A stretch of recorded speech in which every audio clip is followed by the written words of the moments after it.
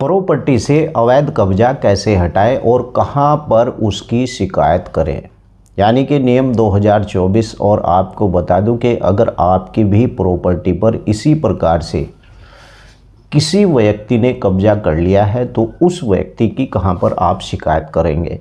यानी कि अगर कब्जा हो गया है तो कुछ लोगों को इस बाबत जानकारी नहीं होती है कि उस प्रॉपर्टी का कब्जा आप कैसे छुड़ाएंगे। अगर कोई व्यक्ति जो किसी भी प्रॉपर्टी की कानूनी यानी मालिक नहीं है और मालिक की सहमति के बगैर उसकी प्रॉपर्टी पर कब्जा कर लेता है तो यह प्रॉपर्टी अवैध माना जाएगा। यानी कि इस प्रकार का जो कब्जा होता है वो प्रॉपर्टी पर अवैध माना जाएगा। अगर कोई यानी अनाधिकृत व्यक्ति किसी प्रॉपर्टी पर 12 वर्ष की अवधि से लगातार रह रहा है तो वह प्रतिकूल कब्जे के माध्यम से स्वामित्व का दावा भी कर सकता है। और कुछ तरीके यानी जिनमें मालिक के अवैध कब्जे से यानी बचा जा सकता है। मालिक अगर उसकी भूमि है तो उसे इस बात का ध्यान रखना है कि उसे अवैध कब्जों से कैसे बचा जा सकता है और उसमें समय समय पर किराएदारी में बदलाव या फिर प्रॉपर्टी की बाउंड्री का निर्माण और रखने वाला काम करना भी शामिल होता है। तो आइए आज की इस वीडियो में हम विस्तार से जानेंगे कि अगर आपकी भी कोई इसी प्रकार की प्रॉपर्टी है और उस पर कब्जा हो जाता है तो आपको क्या करना होगा। चलिए वीडियो को विस्तार से शुरू करते हैं, लेकिन उससे पहले अगर आप पहली बार इस YouTube चैनल पर आए हैं तो चैनल को सब्सक्राइब कर दें और वीडियो को लाइक करना बिल्कुल ना भूलें। तो चलिए विस्तार से वीडियो को शुरू करते हैं। इस वीडियो में पहले हमें समझना होगा कि अवैध संपत्ति पर कब्जा क्या होता है। यानी कि अवैध संपत्ति का मतलब है किसी व्यक्ति या संगठन के द्वारा किसी अन्य व्यक्ति की जमीन पर यानी संपत्ति पर अधिकार यानी अवैध रूप से उसके ऊपर जमा करता है। और अवैध संपत्ति पर कब्जा होने की एक समस्या है जो संपत्ति अधिकारी यानी उसके स्वामी की मर्जी के बिना यानी उसके ऊपर जमा कर लेता है और उत्पन्न होता है यदि कोई व्यक्ति संपत्ति का स्वामी नहीं होता है लेकिन यानी कि उसे बिना किसी अनुमति के दूसरे की संपत्ति पर कब्जा कर लेता है तो ऐसी संपत्ति पर अवैध कब्जा माना जाएगा। और यदि व्यक्ति को संपत्ति स्वामी की अनुमति है, एक तो पहले उसने कब्जा किया कि मालिक की अनुमति नहीं थी, लेकिन अगर उस व्यक्ति को मालिक की अनुमति है, जैसे कि किराएदार रख लेते हैं, इस प्रकार से कोई ऐसा रख लेते हैं कि वहाँ पर कोई चाय वगैरह की दुकान खोल लेता है, अगर वो अनुमति लेकर खोल लेता है और उसे संपत्ति की परिसर का उपयोग करने की अनुमति है तो यह कानूनी वैधता होगी और जिसके अनुसार व्यक्ति परिसर पर उपयोग कर सकता है। और इसी तरह से किराएदार के किराए पर संपत्ति की पेशकश की जाती है जिसके तहत यानी कि मालिक किराएदार को एक समय की अवधि के लिए संपत्ति का उपयोग करने के लिए सीमित अधिकार प्रदान करता है और इसी समय सीमा के बाद यानी कि परिसर के जो उसके अंदर वो व्यक्ति निवास करता है तो संपत्ति पर अवैध कब्जा माना जाता है। यानी कि आपने किसी को रेंट पर वो भूमि दी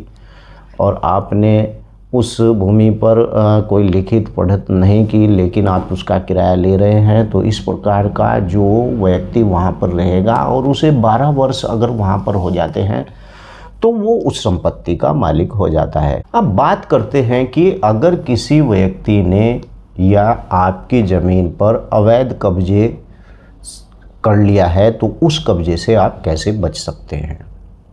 यानी कि प्रॉपर्टी मालिक को न केवल बाहरी संस्थाओं से निपटना पड़ता है बल्कि किराएदार के ऊपर भी नज़र रखनी पड़ती है।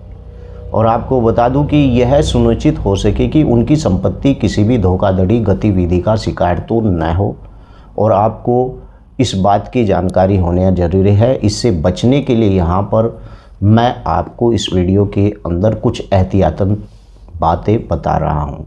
सबसे पहले अगर कोई व्यक्ति आपकी भूमि पर आता है तो रेंट एग्रीमेंट जरूरी बनवाएं और रजिस्टर करवाना बहुत ही ज़रूरी होता है। यानी कि जो पैसे खर्च होंगे रजिस्ट्रेशन के झंझट से बचने के लिए, यानी कि अक्सर मकान मालिक रेंट एग्रीमेंट की नोटरी से बनवाता है लेकिन इस पर रजिस्ट्री नहीं करवाता है और ख़ासकर आपको इस चीज़ का ध्यान देना चाहिए। लेकिन यहाँ पर समझना ये ज़रूरी है कि आप आपके किराएदार के बीच किसी भी विवाद से संपत्ति यानी एग्रीमेंट झगड़ा निपटाने के लिए काफ़ी कारगर साबित होगा। और चूंकि कोर्ट केवल रजिस्टर्ड रेंट एग्रीमेंट को ही वैध मानता है, इसीलिए बहुत ज़रूरी है कि किराए के घर या फिर किराए को जो है घर पर जिस प्रकार से आपने घर दिया है तो रेंट एग्रीमेंट बनवाना या फिर रजिस्ट्रेशन करवाया जाए। बिना रजिस्ट्रेशन किए हुए रेंट एग्रीमेंट की कोई कानूनी वैधता नहीं होती है। प्रॉपर्टी का आप दौरा भी करते हैं, इस दौरान के आपको यह कहने की ज़रूरत नहीं पड़े कि किसी भी प्रकार की यानी छोड़ी हुई संपत्ति या ख़ास तौर पर वो प्रमुख लोकेशन स्थित हो जो भू माफिया और अपराधियों के ध्यान आकर्षित करती है। हालांकि प्रॉपर्टी एक भौतिक यानी कि फिजिकता और सुरक्षा के लिए उचित जो व्यवस्था की काफ़ी अहमियत है, यानी कि जैसे उसकी चारदीवारी करना, नियमित रूप से दौरा आप करते रहना अपनी प्रॉपर्टी का। अगर आपने विश्वसनीय केयरटेक को नहीं रखा है तो नियमित व्यक्तिगत दौरा भी आप अपनी प्रॉपर्टी का जरूर करते रहें। और नंबर 2 बात क्या है कि जो आपने किराएदारों की अच्छी तरह से स्क्रीनिंग करते रहें। ऐसा तो नहीं कि वो किराएदार आपकी संपत्ति पर है और कुछ दिनों के बाद आपका यानी कि आपकी जो प्रॉपर्टी है उस पर कब्जा कर ले, या फिर मीडिया रिसोर्ट के माने तो कई मकान यानी मकान मालिक यानी कि बेईमान किराएदारों के कारण यानी कि परेशानी में फंस जाते हैं। और कई बार इस समस्या का मूल कारण मकान मालिक के द्वारा किराएदार के बारे में अच्छी तरह से पता न लगाना होता है। किराएदार की पहचान और उसके ऐसे पैसे के बारे में पता लगाना चाहिए। भविष्य में बड़ी समस्या का सामना आपको करना पड़ सकता है अगर आपने इस प्रकार की जानकारी यानी उस किराएदार के बारे में नहीं ली है। यानी कि मकान को किराए पर लगातार पैसे यानी कमाना प्रॉपर्टी के स्वामित्व का आसान यानी कि हिस्सा है, जबकि उस स्वामित्व को बनाए रखने के लिए चुनौतीपूर्ण यानी साबित हो सकता है। आपको उसका मंत्र मानकर सभी ज़रूरतें यानी कि चीज़ों को चेक करने में और विनियमितता यानी कि नाम पर इसे कोई समझौता नहीं करना चाहिए। किराएदार को बदलते भी रहना चाहिए, यानी कि समय समय पर अगर किराएदार है तो उसे बदलता रहना चाहिए। चारदीवारी का निर्माण आपको करना चाहिए अगर वो प्रॉपर्टी यानी कि खुली हुई पड़ी हुई।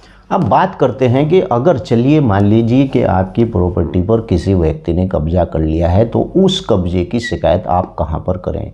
सबसे पहले अगर अवैध कब्जा, गैरकानूनी गतिविधि और इससे पीड़ित व्यक्ति भारतीय कानून यानी विविध प्रावधानों के तहत राहत की मांग कर सकता है। और यहीं पर अगर कब्जे के खिलाफ शिकायत दर्ज करना है आपको तो इसके निम्नलिखित तथ्य और तरीके हो सकते हैं।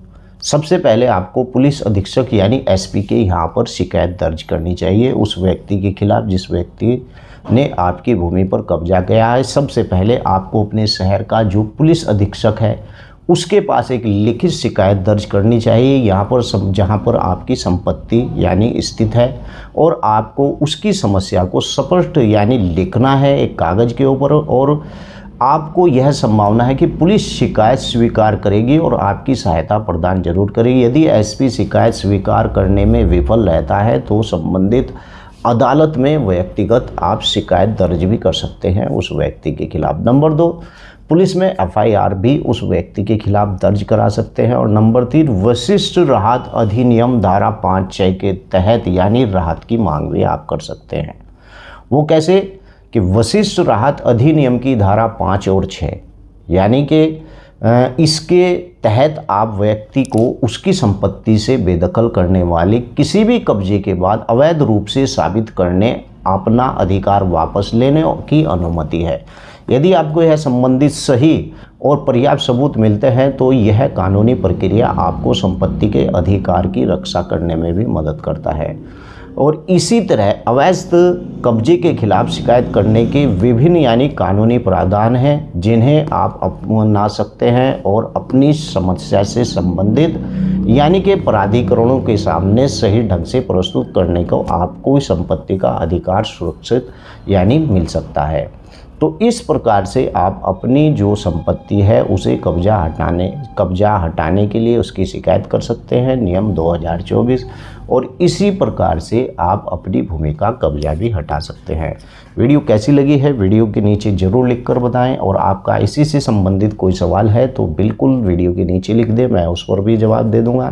पहली बार आए हैं तो चैनल को सब्सक्राइब कर लें। जय हिंद, जय भारत, खुदा हाफिज़।